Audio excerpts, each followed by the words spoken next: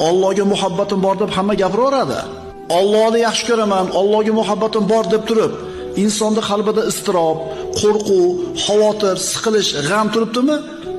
Demak, bu da'vosi yolg'on.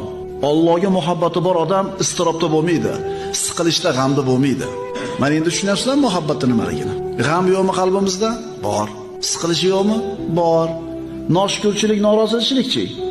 Albatta bor. Demak, hali biz muhabbatni nima qilmadik? Totib ko'rmadik.